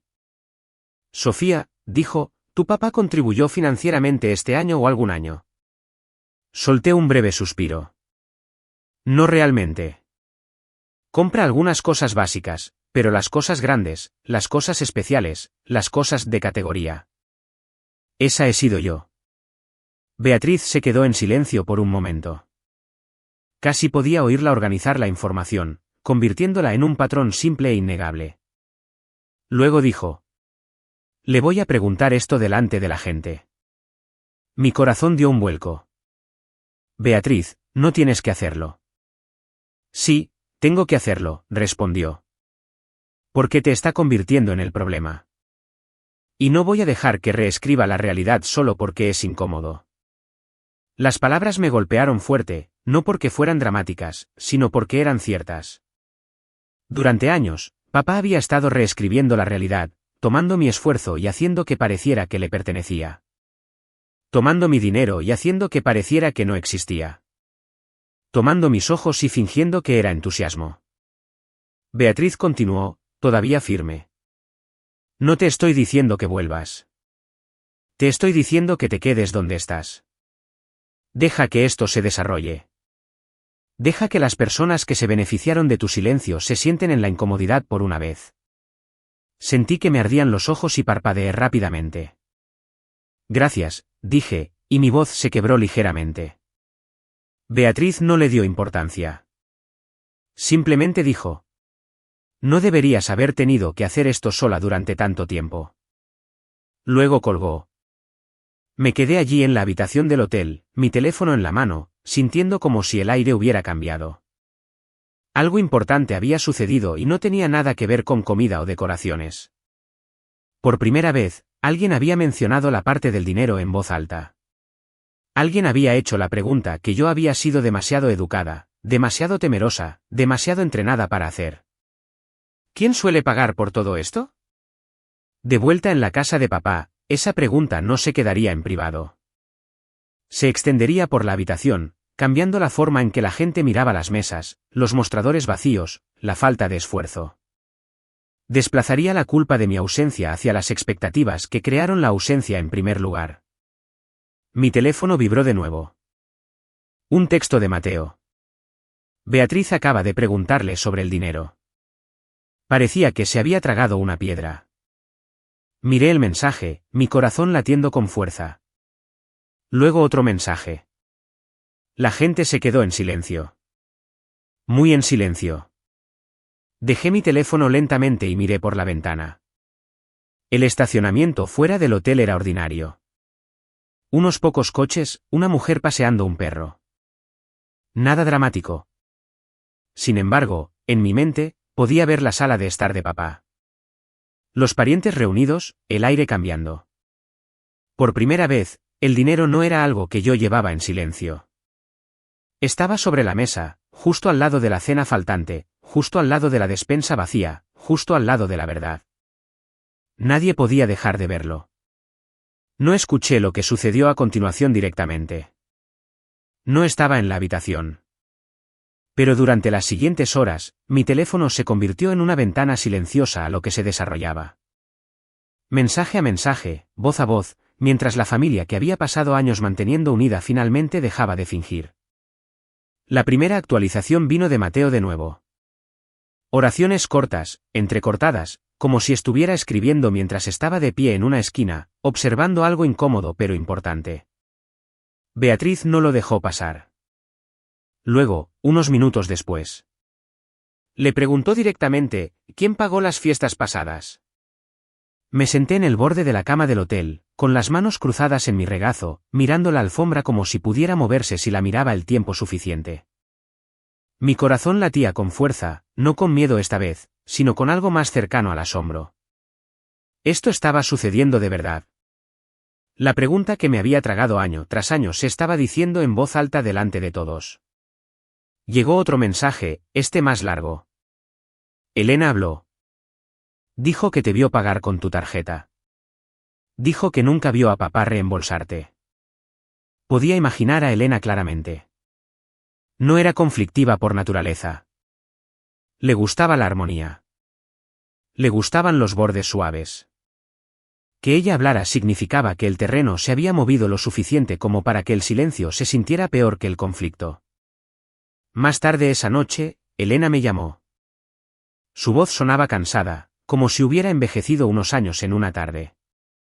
No empezó con cumplidos. Sofía, dijo. Esto se convirtió en algo que no esperaba. Le pregunté. ¿Qué pasó? Respiró hondo. Beatriz preguntó, ¿quién pagó? Tu papá trató de esquivarlo. Dijo cosas como, todos colaboramos y funciona. Y luego ella preguntó de nuevo, más directamente. Cerré los ojos, y Elena continuó. Y yo dije tu nombre. Se me apretó el pecho. Dije que no solo cocinabas y limpiabas. Que pagabas una y otra vez. Dije que te había visto pasar tu tarjeta. Dije que nunca había visto a tu papá reembolsarte. Escuchar eso hizo que algo se rompiera dentro de mí. No porque doliera, sino porque se sintió como una liberación, como un peso finalmente siendo dejado. Elena continuó. Después de eso, otras personas comenzaron a hablar. ¿Recuerdas la Navidad con la bandeja de mariscos? Alguien recordó el año con los postres elegantes. Otra persona mencionó el vino del que siempre se presumía. Podía oírlo ahora en mi mente. La habitación reproduciendo viejas escenas con nuevos ojos. Momentos que una vez se sintieron festivos ahora siendo reexaminados como transacciones. Esfuerzo, costo, sacrificio. Elena dijo. Alguien preguntó por qué siempre te veías agotada al final de la noche.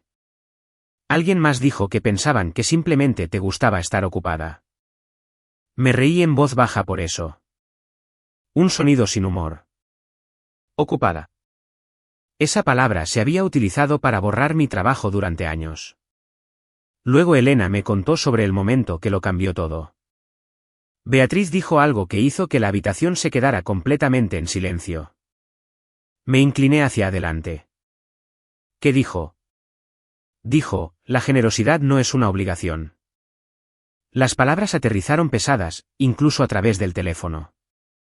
La generosidad no es una obligación. Simple, claro, imposible de discutir, dijo Elena. Después de eso, nadie supo realmente qué decir. Fue como si todos se dieran cuenta al mismo tiempo de que se habían estado beneficiando de algo que nunca reconocieron. Imagino a papá sentado allí, rodeado de personas a las que quería impresionar. De repente despojado de la narrativa que siempre lo había protegido. Sin gritos, sin acusaciones, solo una verdad tranquila e innegable asentándose en la habitación. Le pregunté a Elena qué hizo papá. Hizo una pausa por un largo momento. No dijo mucho. No lo negó. Simplemente se quedó en silencio. Eso me lo dijo todo. Carlos no era alguien que se quedara callado cuando creía que tenía razón. Su silencio no era humildad, sino exposición. No había nada que pudiera decir sin empeorarlo. Ninguna forma de explicar años de su posición y derecho una vez que se nombró el dinero. Elena suspiró. Se veía pequeño, Sofía. No me refiero a débil, me refiero a acorralado, como si la historia que siempre se contaba a sí mismo dejara de funcionar. Sentí un extraño dolor en el pecho. No triunfo, no lástima exactamente, algo más complicado. Papá seguía siendo mi papá. No quería que lo humillaran. Solo quería que dejara de usarme. Elena continuó. Alguien dijo, tal vez deberíamos haber estado ayudando más. Alguien más preguntó por qué todo siempre recaía en ti. Se puso incómodo. Bien, pensé. Debería haber sido incómodo hace años. Más tarde esa noche, entró otra llamada. Esta vez de mi prima Marisol. Su tono era muy diferente al de antes. Menos pulido, menos defensivo. Nunca me di cuenta de que estabas pagando por todo eso, dijo. Pensé que papá se encargaba. Lo siento. Le di las gracias. No porque la disculpa arreglara algo, sino porque importaba que se dijera. Luego Mateo envió un mensaje de texto de nuevo. Papá subió. Dijo que necesitaba aire. Lo imaginé de pie solo en su habitación, el ruido de la casa ahogado abajo. Finalmente confrontado con la realidad de que la comodidad que disfrutaba había tenido un costo para otra persona. Para mí. No me sentí victoriosa. Lo que sentí fue arraigada, como si la verdad finalmente hubiera llegado a la superficie y no pudiera ser empujada hacia abajo. El siguiente mensaje llegó más tarde, después de que las cosas se hubieran asentado en un silencio incómodo.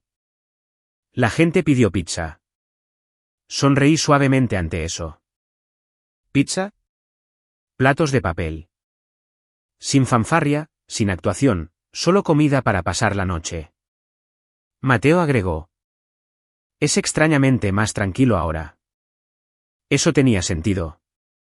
Una vez que la ilusión se rompió, no quedaba nada que mantener. Nadie se apresuraba a mantener las apariencias. Nadie estaba resentido en silencio en la cocina. Elena me llamó una última vez antes de acostarse. Quería que supieras, dijo, que lo que hiciste no arruinó nada. Expuso algo que necesitaba ser visto. Le di las gracias, con la voz entrecortada. Después de colgar, me senté sola en la silenciosa habitación del hotel, las luces tenues, la ciudad zumbando débilmente fuera de la ventana. Pensé en todas las veces que había imaginado defenderme y me sentí mal de miedo. Todas las formas en que creía que explotaría en caos. En cambio, se desarrolló lentamente, torpemente, honestamente. La autoridad de Carlos en esa habitación no se derrumbó porque alguien le gritó. Se derrumbó porque la verdad finalmente se dijo en un lenguaje sencillo, sin ira, sin drama. Él había dependido de mi silencio para mantener su imagen intacta. Sin él, no quedaba nada en que apoyarse. Me recosté en la cama y miré el techo, sintiendo el agotamiento alcanzarme, pero también algo más, algo como paz. Por primera vez, la carga no era solo mía. La historia había cambiado, y no había vuelta atrás. A la mañana siguiente, la Navidad llegó silenciosamente para mí. Sin alarmas, sin listas de compras pegadas al refrigerador, sin una voz llamando mi nombre desde otra habitación preguntando dónde estaba algo. Me desperté en la cama del hotel envuelta en sábanas blancas y limpias, del tipo que no olía a comida quemada o estrés. Por un momento, no recordé dónde estaba, y luego lo hice, y mi cuerpo se relajó de inmediato. Hice café usando la pequeña máquina junto a la ventana y me quedé allí viendo despertar la ciudad. En algún lugar al otro lado de la ciudad, mi familia se estaba reuniendo. En otro lugar, las tradiciones se estaban reorganizando sin que yo las mantuviera en su lugar. Mi teléfono vibró en la mesita de noche. Un mensaje de Mateo. La Navidad es diferente. Eso fue todo lo que dijo. Sonreí débilmente y tomé un sorbo de café. Diferente no significaba arruinado. Significaba alterado. Y a veces alterado era mejor. Un poco más tarde, llegó otro mensaje. Esta vez de Elena. Estamos comiendo pizza. Platos de papel. Alguien olvidó las servilletas, así que estamos usando toallas de papel. Podía imaginarlo perfectamente. La larga mesa de comedor despojada de su drama habitual. Sin cubiertos cuidadosamente dispuestos. Sin centros de mesa. Sin botellas de vino alineadas como trofeos. Solo cajas apiladas en el medio. Grasa empapando el cartón. La gente agarrando porciones y sentándose donde había espacio. Elena agregó. Nadie parece molesto por ello. Esa fue la parte que me apretó el pecho. Durante años, papá había insistido en que todo tenía que ser perfecto, que la comida tenía que ser impresionante, que la apariencia importaba. Lo había enmarcado como hospitalidad, como orgullo, pero sin mi trabajo y mi billetera suavizando cada borde, algo interesante había sucedido. Las expectativas se evaporaron. Mateo envió una foto.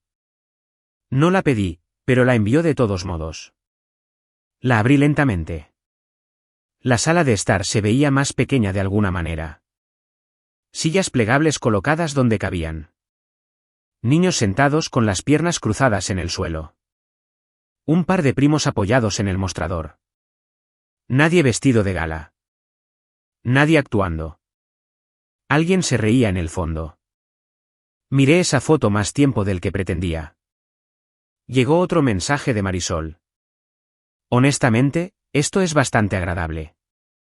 Menos presión. Menos presión. Esa frase resonó en mi mente. Más tarde esa tarde, sonó mi teléfono. Era Elena de nuevo. Su voz sonaba más ligera que la noche anterior. La gente está hablando de verdad, dijo. No solo elogiando la comida o preguntando dónde conseguiste las cosas. Solo hablando. Le pregunté cómo estaba papá. Hizo una pausa. Está más callado de lo habitual, pero no está enojado.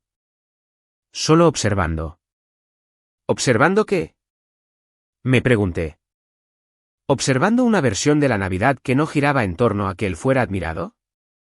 ¿Observando una reunión que no requería que alguien más llevara el peso? Elena continuó. Alguien dijo algo interesante antes. ¿Qué? Dijeron, no necesitamos comida elegante para estar juntos. Nunca lo hicimos. Cerré los ojos.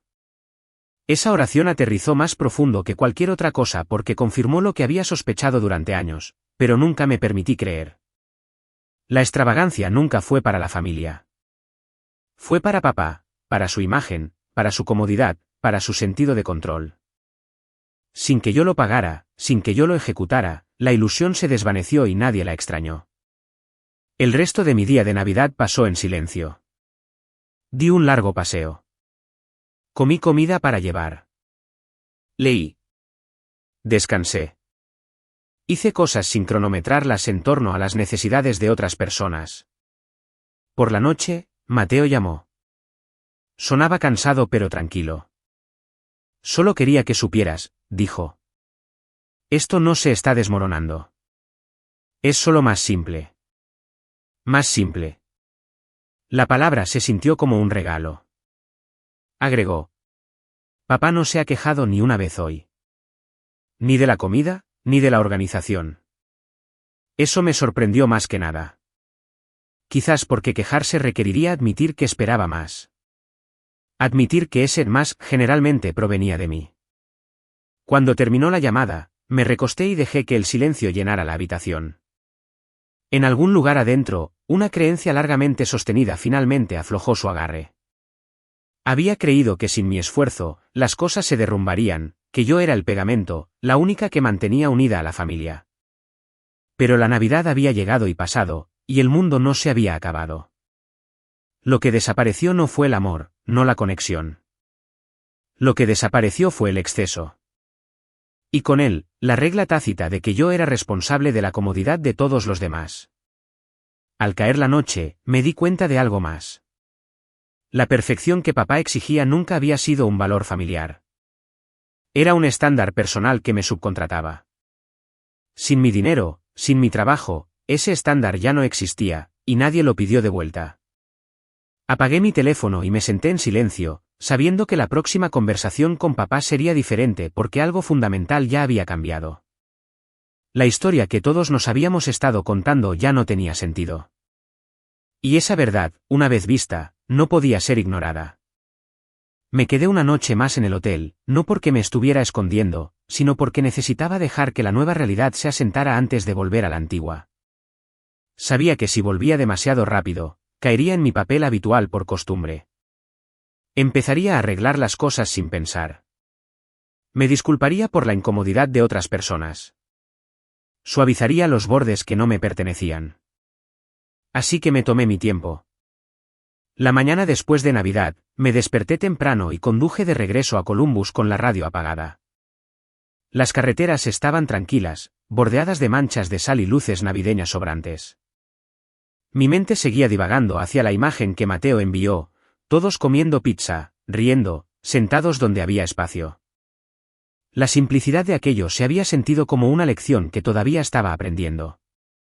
Cuando entré en la entrada de papá, se me apretó el estómago de todos modos. La memoria muscular no desaparece de la noche a la mañana. Esa casa todavía albergaba años de expectativas, y podía sentir mi cuerpo preparándose para volver a la versión de mí que mantenía las cosas en funcionamiento. Me senté en mi coche por un momento, con las manos en el volante, respirando lentamente. Luego salí y caminé hacia la puerta principal. Papá la abrió antes de que pudiera tocar. Se veía diferente a cómo sonaba por teléfono. No enojado, no dramático, solo cansado. Su cabello estaba un poco más desordenado de lo habitual, y sus ojos tenían esa apariencia magullada que la gente tiene después de un largo día de fingir que está bien. Se hizo a un lado para dejarme entrar. La casa olía débilmente a pizza rancia y café. No desagradable, solo real. La sala de estar tenía señales de que había habido gente, un par de platos de papel en la basura, abrigo sobre una silla, una manta doblada en el sofá. Se sentía vivida, no escenificada. Carlos se aclaró la garganta como si fuera a empezar con una queja, luego se detuvo. Solo dijo: ¿Has vuelto? Asentí. He vuelto. Hubo una pausa. Nos quedamos allí mirándonos, ambos conscientes de que no solo estábamos hablando de mi presencia física. Estábamos hablando de lo que había cambiado. Señaló hacia la cocina, y lo seguí. Los mostradores estaban vacíos. Sin bandejas de servir, sin sobras elegantes empacadas ordenadamente en recipientes, sin evidencia de un festín que tomó días preparar. Parecía una cocina normal después de una fiesta normal. No una actuación. Carlos tomó la cafetera y se sirvió una taza, luego me miró como si preguntara si quería una. Durante años, habría dicho que sí automáticamente, luego me habría levantado para prepararla yo misma. Esta vez, dije no, gracias y me quedé sentada. Ese pequeño momento importó más de lo que debería. Carlos se sentó frente a mí en la mesa de la cocina, con los dedos alrededor de su taza, los hombros ligeramente caídos, como si los hubiera estado sosteniendo a propósito y finalmente se hubiera cansado. Habló primero. Se me fue de las manos, dijo. Esperé. No llené el silencio. No lo rescaté con excusas. Respiró hondo.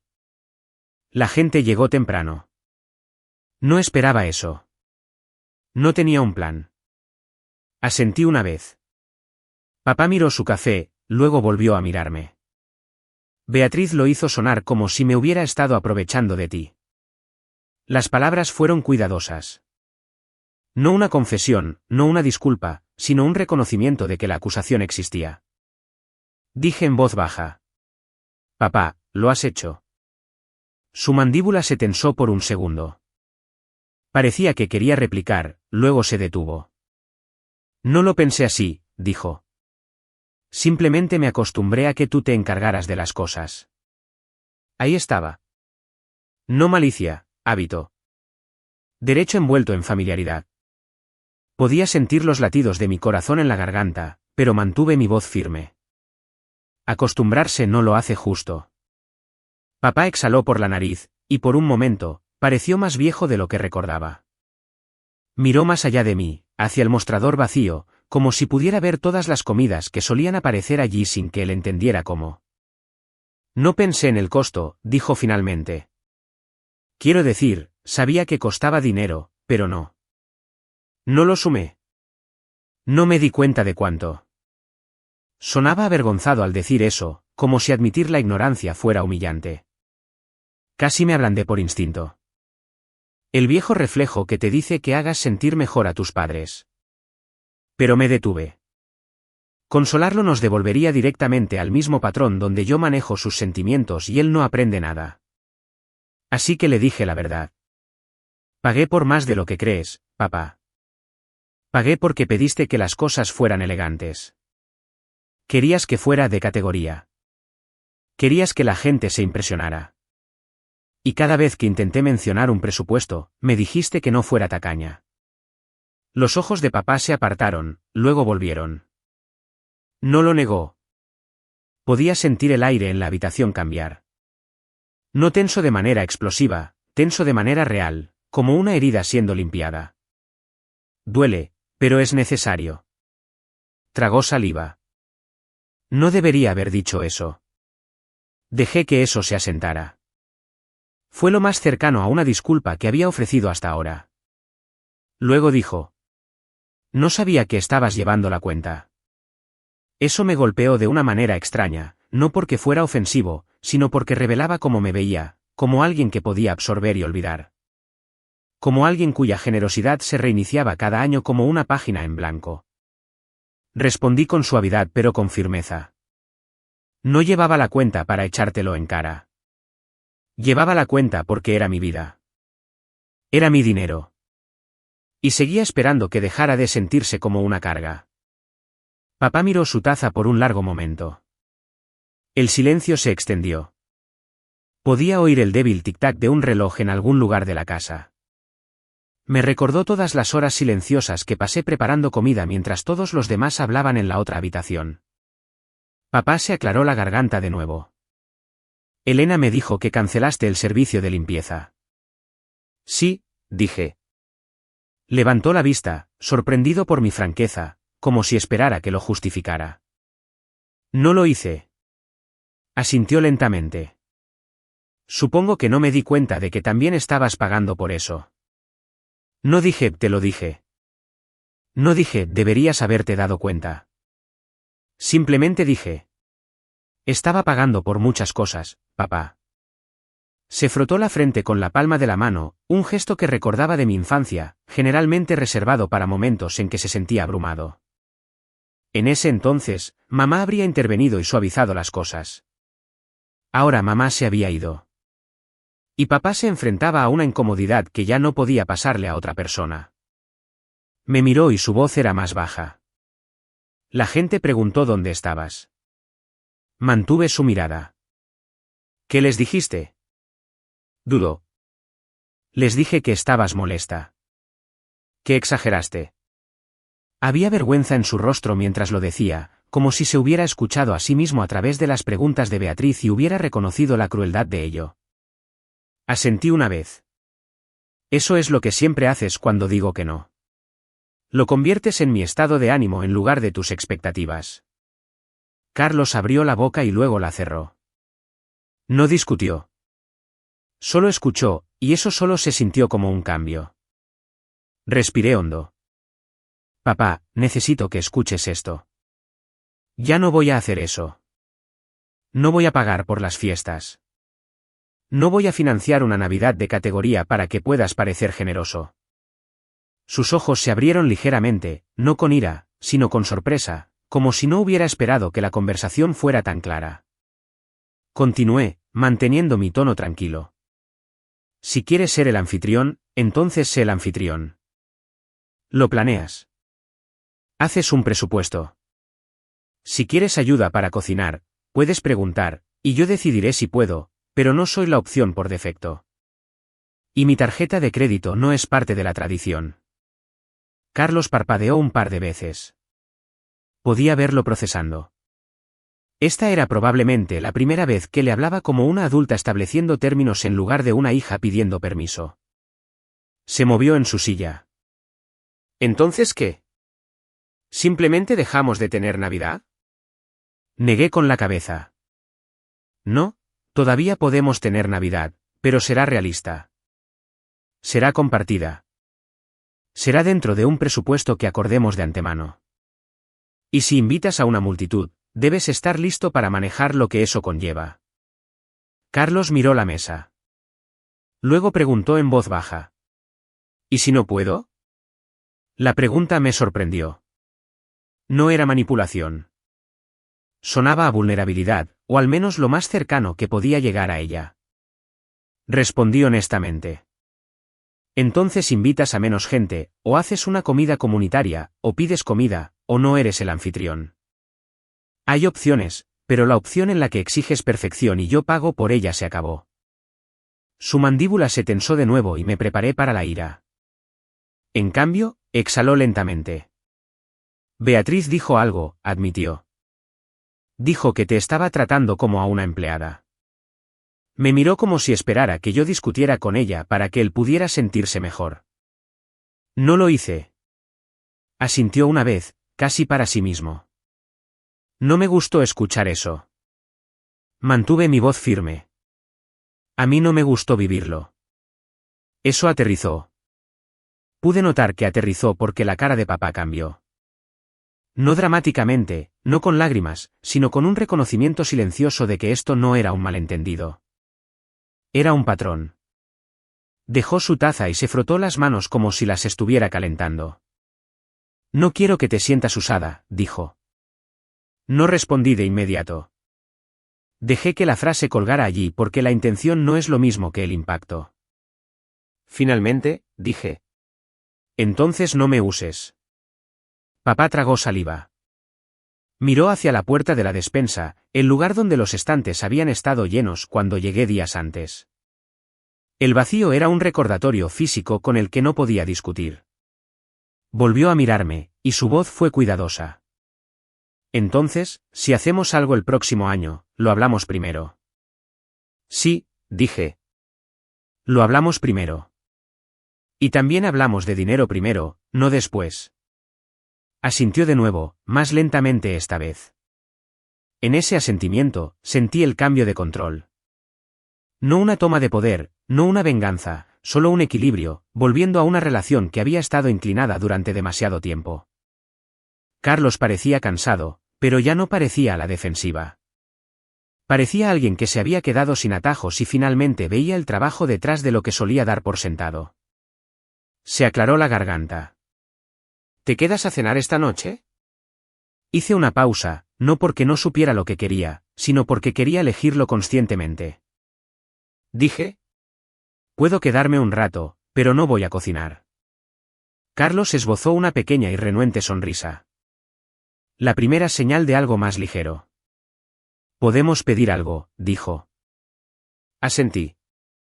Eso funciona. Nos quedamos sentados allí un momento más, la cocina en silencio, el aire todavía llevando el aroma del café y la Navidad ordinaria de ayer. No fue perfecta. No fue de categoría. No fue escenificada. Fue real. Esa fue la palabra que se quedó conmigo después de que salí de la casa de papá esa noche. ¿Real? No perfecta, no impresionante, no escenificada para la aprobación, solo real. Y por primera vez, me di cuenta de que esa era la sorpresa que papá nunca olvidaría. Las semanas después de Navidad pasaron en silencio. Sin consecuencias dramáticas, sin llamadas telefónicas a gritos, sin mensajes cargados de culpa pidiéndome que arreglara algo. El silencio era diferente esta vez. No era pesado. Era respetuoso. Papá no me pidió que le reembolsara nada. No mencionó el costo de la pizza ni de las toallas de papel ni la incomodidad de ese día. No mencionó el dinero en absoluto. Y eso me dijo más de lo que cualquier disculpa podría haber dicho. En enero, llamó para preguntar cómo iba el trabajo, no para preguntar qué cocinaría después, no para preguntar si podía ayudar con algo, solo para preguntar cómo estaba. Esa conversación por sí sola se sintió como una prueba de que algo había cambiado. Llegó la primavera y se fue. Pasaron los cumpleaños. Las reuniones familiares ocurrieron de maneras más pequeñas y tranquilas. A veces papá era el anfitrión. A veces lo era otra persona. Y cada vez había una conversación previa. ¿Cuál es el plan? ¿Cuál es el presupuesto? ¿Quién trae qué? Preguntas simples que de alguna manera nunca se habían hecho antes. La primera vez que papá me preguntó directamente cuánto quería contribuir, casi me reí.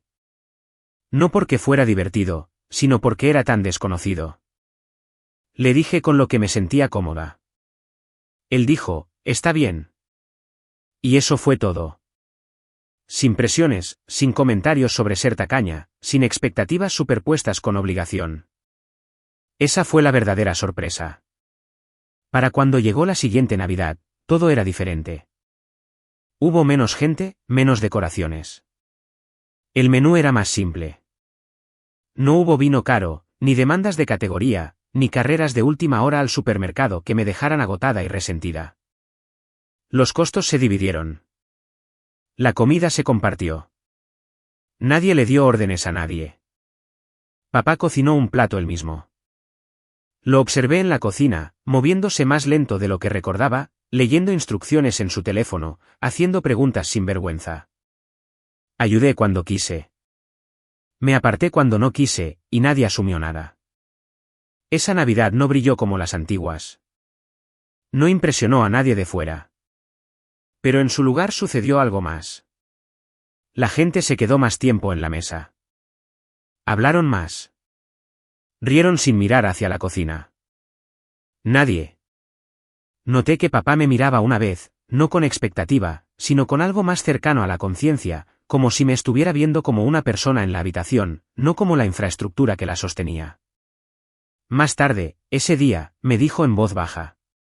Esto se siente diferente. Asentí. Lo es. No discutió. Fue entonces cuando entendí la verdad que me había llevado años a aprender. Irme no fue una venganza. El silencio no fue el castigo.